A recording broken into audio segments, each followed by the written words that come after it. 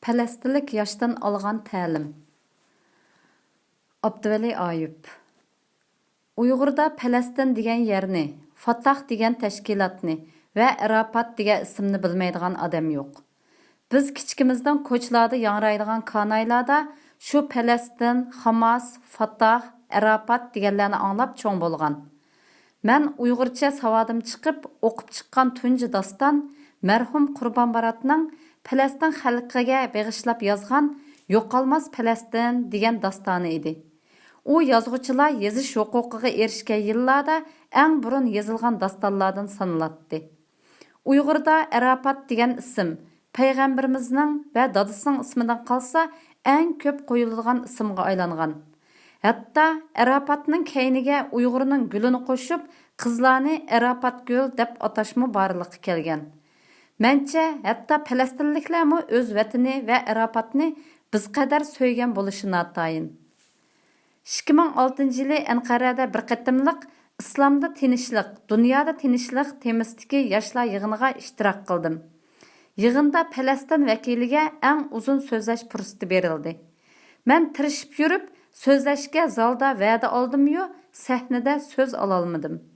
Shundaqdimi, bu mening hayotimda o'zim qo'llab kelgan Пәләстін ozodlik harakatining fidokorlarini tunji ko'rishim bo'lg'achqa, ular bilan yuzturana suhbat qilishning amalini qildim. Yig'in oraliqida Пәләстін vakillari bilan quchoqlashib ko'rishdim. Ularning rahbariga: "Men Uyg'ur, bizmi sizlardek ezlayotgan musulmonlar. Sizlarni yahudiylar besib olgan bo'lsa, bizni Xitoy besib olgan. Biz zulmga qarshi sizlar bilan billa. Hamon bir kuni Masjidi Aqsoda billa namoz o'qiymiz" deganim esimda. Ammo shu kuni hayotimda eng xijil bo'lgan bir kunim bo'lib qoldi. U meni quchoqlagach, keynimdagi yana biri bilan chaqchaqlashib, gapimga eran qilmadi. Zalda qatorlashib ko'rishayotganlar qatorida yo oldimga mengishni, yo keynimga yenishni bilmay, chiqay desam osmon egiz, kirib ketay desam yer qattiq, shundoq bir o'sal ahvolga tushgan edim. Meni atayin onunga tunishtirgan turk balımı bek tanqis bo'lgan edi. Balkim biz quchoqlashning ma'nosini bek cho'nqir o'ylagan bilan ularcha hech gap emasdi. Balkim ularni musulmonlar nada ko'rsa mendek hayajonli so'zlarni qilib quchoqlag'achqa parvoyiga kelmagandi. Shu kuni yotoqqa qaytib o'yga cho'mib yetib ketdim.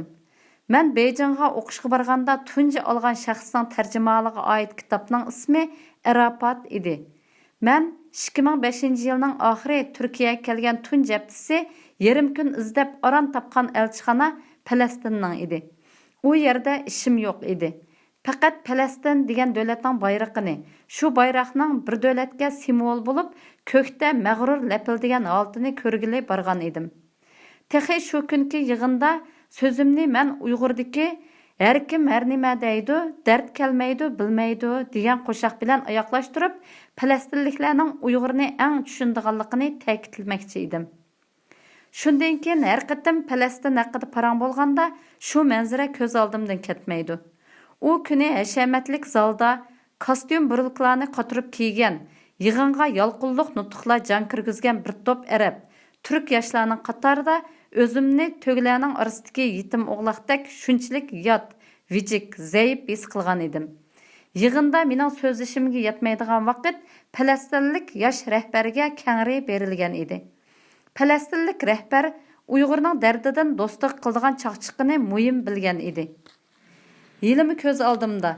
Texi bayla ovozlarini titirtib, dunyo musulmonlaridan yordam, duo talab qilgan, yahudiylarning zulmidan zarlab, zaldikilarning ko'zini yoshlagan, yoshlarni zulmga qarshi safarbarlikka chaqirgan bu rahbar Uyg'ur uchrayotgan zulmni anglashga qiziqmagan edi.